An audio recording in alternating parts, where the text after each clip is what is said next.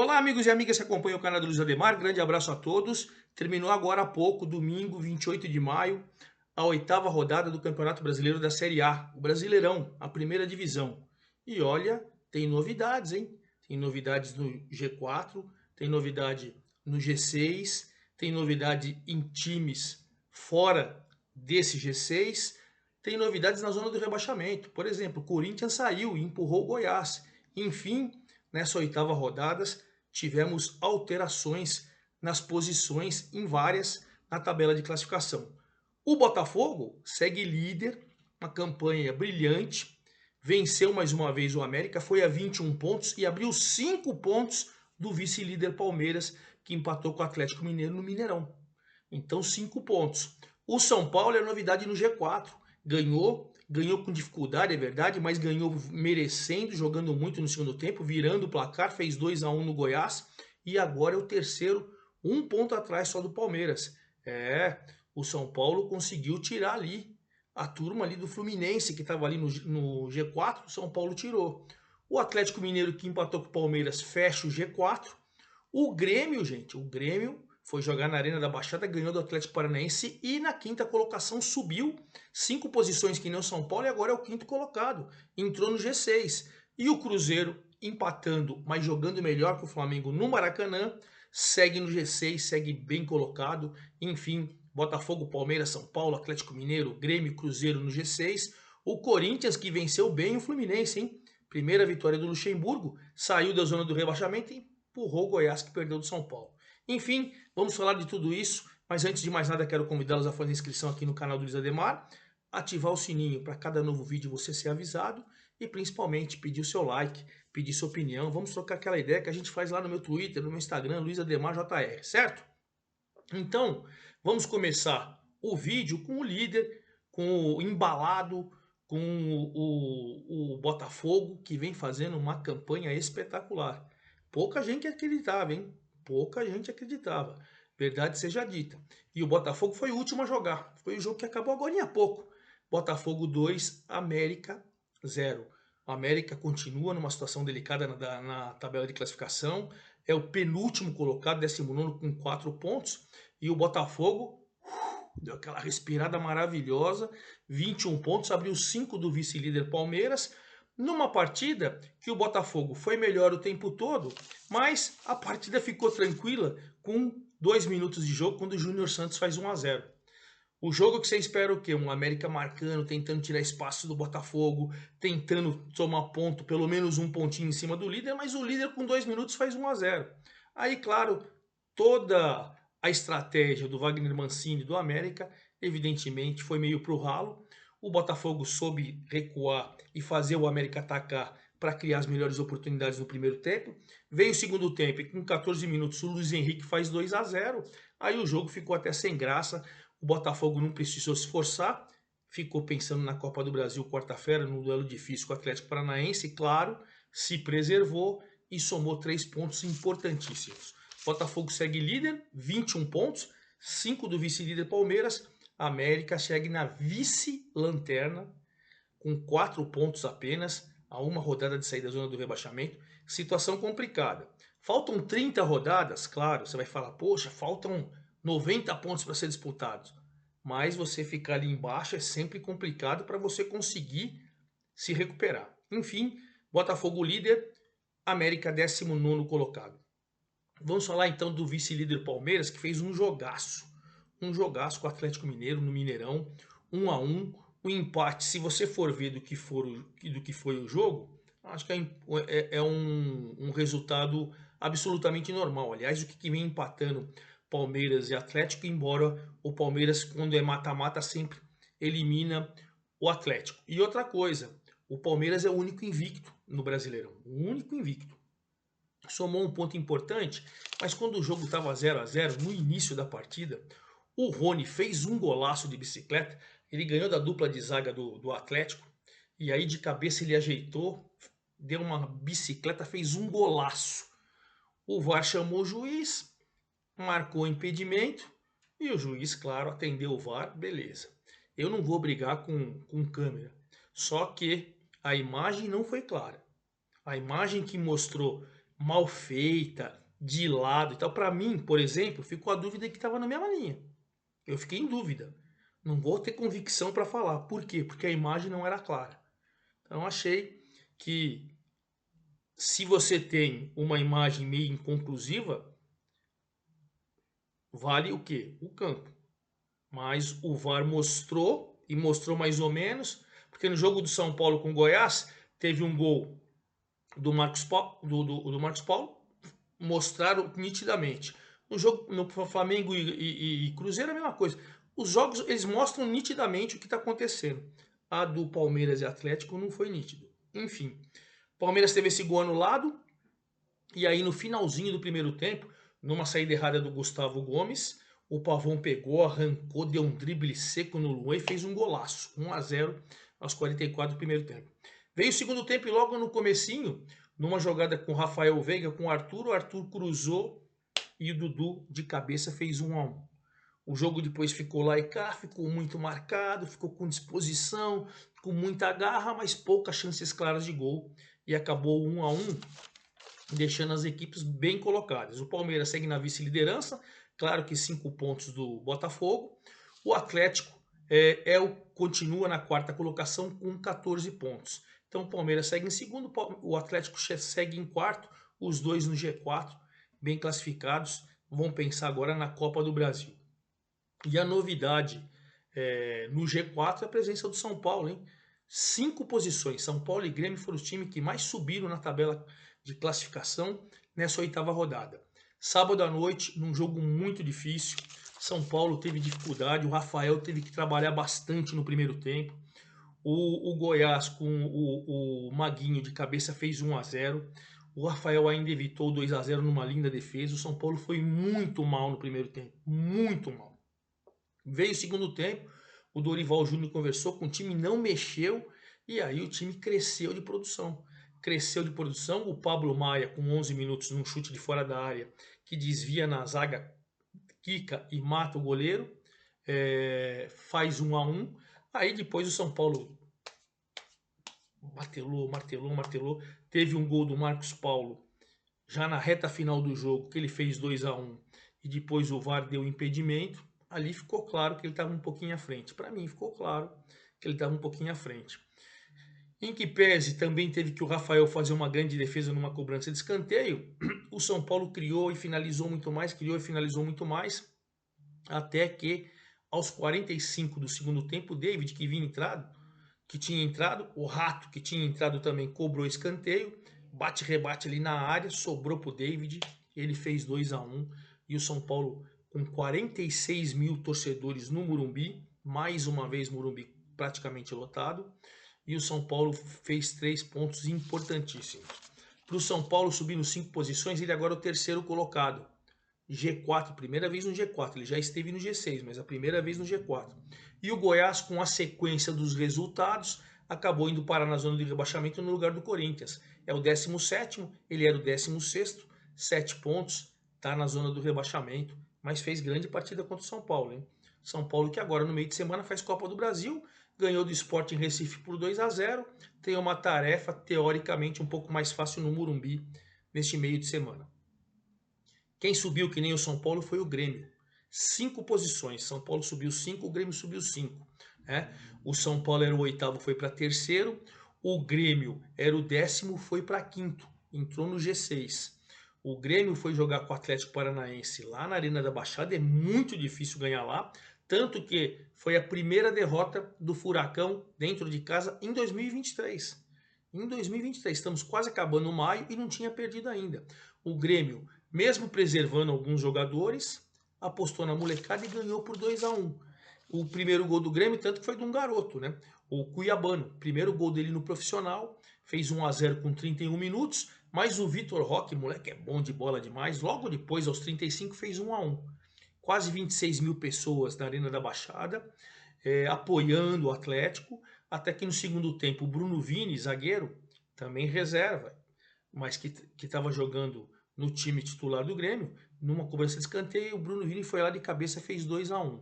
O Grêmio teve a inteligência para marcar, tirar espaço, mesmo o Atlético fazendo alterações, colocando jogadores titulares em campo e tudo, não conseguiu chegar a nenhum empate. O Grêmio faz 3 pontos importantíssimos, vai para o G6 agora na quinta colocação com 14 pontos e empurra o Furacão lá para baixo, hein? O Furacão caiu 4 posições, é o 11º com 12 pontos, claro, tá um do G6, é verdade, né? Mas tem vários times ali no seu encalço, a briga promete. E fechando o G6, o Cruzeiro, que para mim jogou melhor que o Flamengo no sábado no Maracanã, né? Empatou 1-1, mas principalmente no segundo tempo ele dominou o Flamengo, merecia a sorte melhor, mas o futebol é apaixonante justamente por isso. Pois bem, um golaço com 3 minutos de jogo, o Bruno Rodrigues de calcanhar tocou para o Marlon fez um golaço com 3 minutos, Cruzeiro em cima, pênalti para o Flamengo. Gabigol bateu, a bola bateu na trave, voltou para ele, ele fez o gol. Evidentemente a trave é neutra, você não pode bater na bola de novo, que é 2 toques. Gabigol perdeu o pênalti, né? Perdeu o pênalti, mas o Ailton Lucas, o lateral esquerdo que está jogando muita bola, inclusive foi convocado neste domingo pelo técnico interino Ramon Menezes, que é da seleção sub-20, para 2 amistosos da seleção em junho. Ele fez um belo gol e empatou.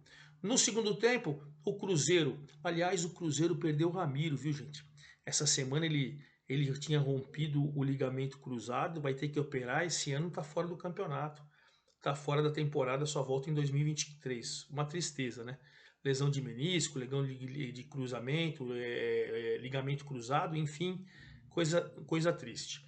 O Cruzeiro ficou em cima, jogou melhor, mas o empate manteve o Cruzeiro bem colocado, está na 6ª colocação, permanece por ali e tirou o Flamengo do G6. O Flamengo agora está na 7ª colocação com 13 pontos. Os mesmos 13 do Cruzeiro, mas nos critérios de desempate ele caiu para 7º. Mesma coisa o Fluminense, que também tem 13 como o Cruzeiro, também tem 13 como o Flamengo, mas caiu para a 8ª colocação. O Fluminense, que era o 3º colocado, e caiu para a 9ª colocação ao perder do Corinthians por 2-0 em Itaquera neste domingo. Olha, o Corinthians tinha 8 jogos com o Luxemburgo e não tinha vencido, né? Era o 8º jogo agora, 7 jogos sem vencer. E o Corinthians soube encarar o Fluminense de frente. O Fernando Diniz não estava no banco de reservas, que ele estava cumprindo suspensão. O Corinthians, para mim, foi superior o tempo todo, criou mais oportunidades, né? Num primeiro tempo que foi 0-0, mas se você for ver no contexto geral, o Corinthians teve as melhores oportunidades. Veio o segundo tempo, o Roger Guedes, aos 14, faz 1-0. O Fluminense, apesar de estar embalado, apesar de ter sido a primeira convocação do zagueiro Nino, também na convocação do Ramon Menezes, né, junto com o André, o volante, foram convocados, mas enfim, nada de útil o Fluminense, teve poucas oportunidades, ainda quando entrou o Kennedy ali, tentou alguma coisa. Renato Augusto, 52 dias parado, entrou no segundo tempo, ajudou o Corinthians a chegar ao segundo gol, junto com o Fagner, que entrou no segundo tempo, fez o cruzamento, e o Roger Guedes de cabeça, no finalzinho do jogo, fez 2-0, já aos 46 do segundo tempo.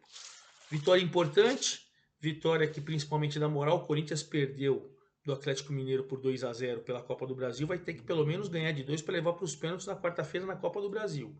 Mas ele sai da zona do rebaixamento, era 17º colocado, agora é o 14º com 8 pontos, subiu 4 posições e tira aquele sufoco, né? E para o Fluminense deu uma decaída, ele 5 posições, uma situação intranquila. Então, 13 pontos, Fluminense. Você vê o Cruzeiro, 6º no G6, 13. Flamengo, 7º, 13. Fluminense, 8º, 13. 9º colocado com 13 também é o Fortaleza, que ganhou no sábado do Vasco por 2-0.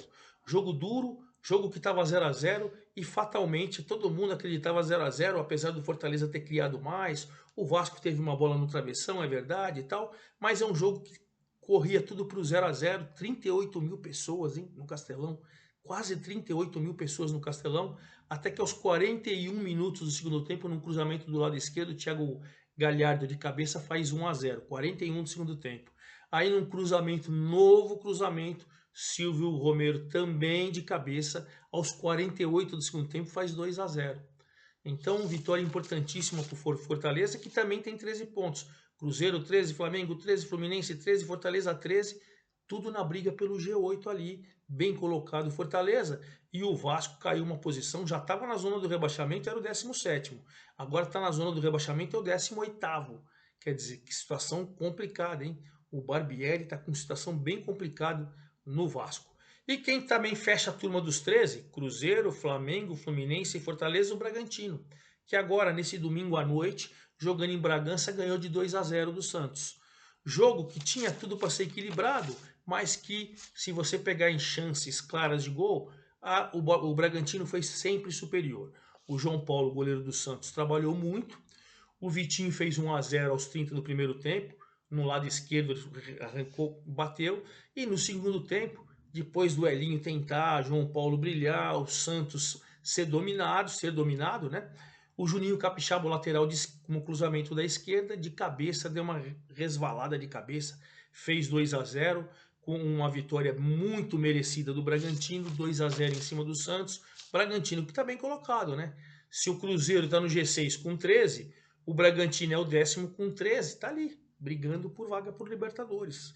Mais um campeonato, pelo menos, que o Bragantino está se destacando ali entre os primeiros, né? E o Santos caiu 3 posições, é o 12º colocado agora com 11 pontos, atrás do Atlético Paranaense, que perdeu, que é o 11º, né? Quem ganhou também nessa semana e tirou um pouco a pressão do Mano Menezes foi o Internacional. O Internacional, que subiu 2 posições, é o 13º com 10 pontos, após vencer em casa o Bahia. O Bahia que não embala de vez, né? O Bahia, o jogo foi 0-0, travado no primeiro tempo, mas depois o Johnny fez um golaço logo no comecinho do segundo tempo, aos 3 minutos, e o Wanderson, nos acréscimos, aos 53, fez 2-0. Vitória de um time que tentou e procurou o jogo muito mais.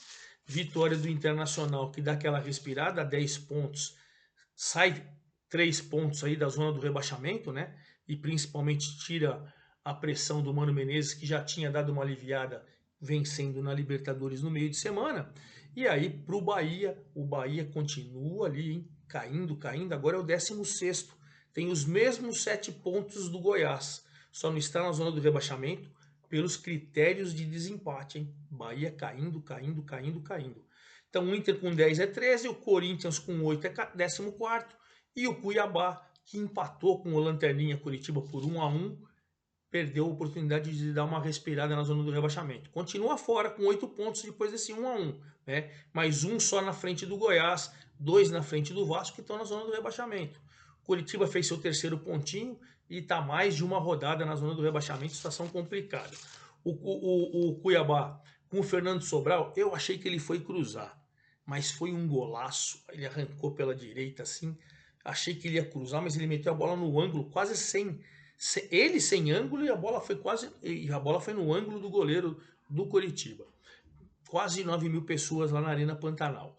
No segundo tempo, o Robson, com logo 3 minutos, empatou o jogo, e aí o Caio César, jogador de 18 anos, desmaiou durante a partida, foi levado por ambulância, todo mundo ficou preocupado, mas ele fez exames, não foi nada, ainda não divulgaram o que aconteceu, mas divulgaram fotos dele, falando que está bem, que está tudo tranquilo, então pelo menos nada de grave aconteceu. Porém, o empate para o Cuiabá não foi tão bom assim, embora ele esteja fora da zona de rebaixamento, e para o Curitiba, principalmente, que é o Lanterna, com 3 pontinhos, nada de subir na tabela. Os artilheiros, Tiquinho Soares do Botafogo com 6, não fez gol na rodada. Roger Guedes, que fez 2 do Corinthians, foi a 5. Já é o vice-artilheiro do campeonato, hein? Entrou na briga pela artilharia. Rafael Veiga, que não fez gol também pelo Palmeiras, tem 4. 6 Tiquinho, 5 Roger Guedes, 4 Rafael Veiga. Aí tem uma turma toda com 3 gols, mas esses 3 despontam. Então, para a gente recapitular, Botafogo 21, Palmeiras 16, São Paulo 15, Galo 14, o G4. Grêmio 14, Cruzeiro 13, o G6. Zona de rebaixamento, Goiás 7, Vasco 6, América 4, Coritiba 3. E finalizando, vamos para a rodada. A 9ª rodada vai começar no próximo sábado e terminar na segunda-feira. Sábado, duelo nordestino, 16 horas. Fortaleza brigando para ponta de parte de cima e Bahia brigando na ponta de baixo. 16 horas lá no Castelão, em Fortaleza. 18h30 do sábado, América e Corinthians. O América, zona de rebaixamento, o Corinthians acabou de sair. Mas o América tem 4, o Corinthians tem 8, né? Jogo também ali mais de parte de baixo da tabela. Sábado, 18h30, Atlético Paranaense e Botafogo, né? O líder Botafogo é sempre uma partida muito perigosa, principalmente porque o Atlético precisa vencer para colar novamente no G8, né? Jogo importantíssimo, sábado 18h30. 18h30 tem o clássico Cruzeiro Atlético Mineiro. Olha que jogão. O Galo, quarto, o Cruzeiro, sexto. Diferença de 1 ponto. Jogaço no Parque do Sabiá, sábado às 18h30. E no sábado à noite, Santos e Inter. Dois times que estão ali na parte de baixo da tabela. O Santos com 11, o Inter com 10. Jogo na Vila, sábado, 9 da noite. No domingo, 16 horas, Grêmio e São Paulo. Olha que jogaço. O Grêmio é o quinto com 14 pontos, São Paulo é o terceiro com 15. Separados por 1 ponto, brigando aí por G4. Jogão. 16 horas também, Fluminense e Bragantino. O Fluminense querendo voltar para o G8 e o Bragantino querendo entrar no G8. O Flu tem 13, o Bragantino também. Outro grande jogo às 16 horas do sábado. 18h30 do domingo, na verdade. 18h30 do domingo, Goiás e Cuiabá. Goiás dentro da zona do rebaixamento, mas se ele ganhar do Cuiabá em casa, ele sai da zona do rebaixamento e empurra o Cuiabá. E o Cuiabá, mesma coisa, né? Precisa pelo menos empatar para não entrar na zona do rebaixamento. Domingo, 18h30, Palmeiras e Curitiba. Segundo colocado, brigando ali para novamente colar no Botafogo contra o Lanterninha. E na segunda-feira, nós temos um duelo, um jogaço, um clássico. Vasco, zona de rebaixamento. Flamengo querendo voltar para o G8. Ou para o G6, né? O Flamengo é o sétimo. Então, jogão que vai terminar a rodada na segunda-feira. E, claro, na segunda-feira eu venho, na próxima segunda, claro, né? Dia 5 de junho. Eu venho com todos os detalhes da nona rodada só para você. É isso aí. Forte abraço a todos. Até lá.